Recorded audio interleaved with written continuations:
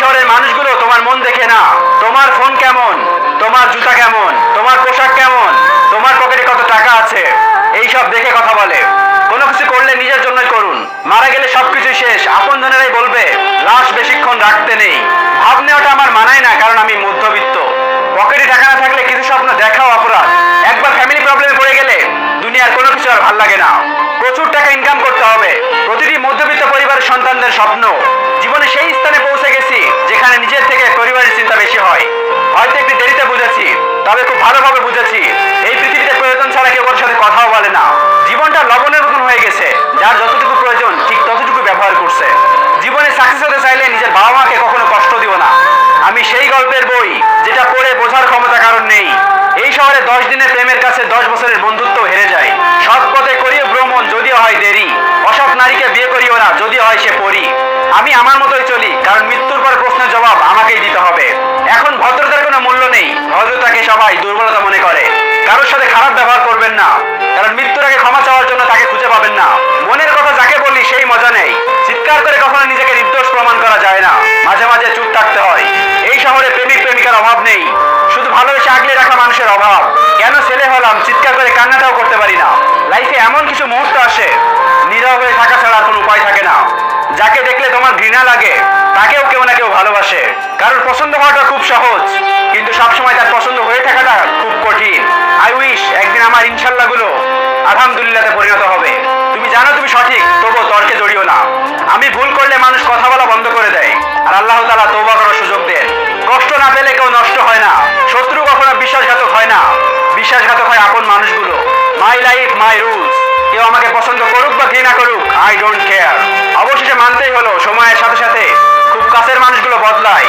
কারোর প্রয়োজন হতে না পারলে কখনো প্রয়োজনে ব্যবহার করবেন না, কারণ একটা মানুষ অনেকটা স্বপ্ন অনেকটা আশা নিয়েই একজন মানুষকে ভালোবাসে।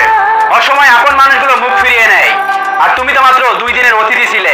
মুখের ভাষা খারাপ হলে চরিত্র খারাপ হয় না, মিষ্টি কথার আড়ালেও অনেক মানুষের চরিত্র খারাপ হয়, কিন্তু বোঝা যায় না। এই পৃথিবীতে কেউ কারণ নয়, কিছুটা মায়া আর বাকিটা অভিনয়। মধ্যবিত্ত মানে পকেটে 10 টাকা আর বুকে হাজারটা স্বপ্ন নিয়ে বেঁচে থাকা। দারিদ্রতার কারণে কখনো নিজের বাবা মাকে দোষারোপ করবেন না, নিজের যোগ্যতা দিয়ে অর্জন করে নিন।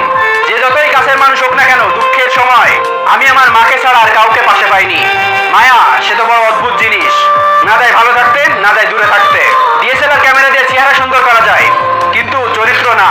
বয়সের চেয়ে যখন দায়িত্বের ওজন বেশি হয়ে যায়, তখন মনের আনন্দগুলো 4 দেয়ালে বন্দি করে রাখতে হয়। জীবনে যতদিন আছো হাসি খুশি থাকো, কারণ মন খারাপ মানুষদের দয়া করার মানুষ থাকে, ভালোবাসার মানুষ থাকে না। নিজের বাচ্চা কান্না করলে বুকে ব্যথা লাগে, অন্যের বাচ্চা কান্না করলে মাথাটা ব্যথা করে, এটাই বাস্তব। উঠে দাঁড়াতে একটা হাত লাগে, আর বেকার ছেলেটার ঘুরে দাঁড়াতে প্রিয় মানুষের আঘাত লাগে। মধ্যবিত্ত পরিবারের ছেলেমেয়েরা কিপ্ট হয় না, অনেক বড় বড় স্বপ্ন তারাও দেখে। স্বপ্ন দেখতে ক্ষতি কি? তবে তাদের মানসিকতা একটু আলাদা হয়, একটু ভিন্ন রকম হয়। তাদের কিছু কেনার ইচ্ছা হলে এটা চিন্তা করে যে এখন না, আগে নিজের পায়ে দাঁড়াই তারপরে কিনবো। বাবার টাকায় নয়, নিজের টাকায়। আগে টাকা কামাও, তারপর ভালোবাসা খুঁজো, কারণ গরিবের ভালোবাসা নিলাম ও বিক্রি হয়। অনিচ্ছা সত্ত্বেও পরিস্থিতি অনেক কিছু করতে বাধ্য করে। একাকী হয়ে যাওয়ার অর্থ তুমি খারাপ সঙ্গ ত্যাগ করেছো। এই 3 কারণে মানুষ বারবার আপনাকে ধোঁকা দেয়। নাম্বার 1, আপনি খুব তাড়াতাড়ি মানুষকে ভরসা করে ফেলেন। নাম্বার 2, আপনার মনে সব কথা খুব তাড়াতাড়ি শেয়ার করে ফেলেন। নাম্বার 3, অন্যকে সম্মান করতে গিয়ে নিজের সম্মানটা ভুলে যান। আমারে আমার আপন মানুষটাই বুঝাইছে, পড়াইছে আর ভালোভাবে শিখাইছে যে কেউ কারোর আপন হয় না। ঘড়ি খারাপ হয়ে গেলে সেটা ঠিক করার জন্য লোক তুমি অনেক পাবে, কিন্তু সময় খারাপ হয়ে গেলে সেটা ঠিক তোমার নিজেকেই করতে হবে। এই জন্য নিজের প্রতি আস্থা রাখো, আরেকজনের প্রতি না। খোদার প্রতি ভরসা রাখো, মানুষের প্রতি না। 2000 টাকা দিয়ে প্যান্ট কিনে রঙের গ্যারান্টি পাই না, আর তাকে তো ফ্রিতে পেয়েছিলাম। রং বদলানোটাই স্বাভাবিক। আপন মানুষ চিনতে চান? তাহলে হাসপাতালের বিছানায় গিয়ে পড়ে থাকুন, দেখবেন নিজের বাবা মা ছাড়া আর কেউই আপন না।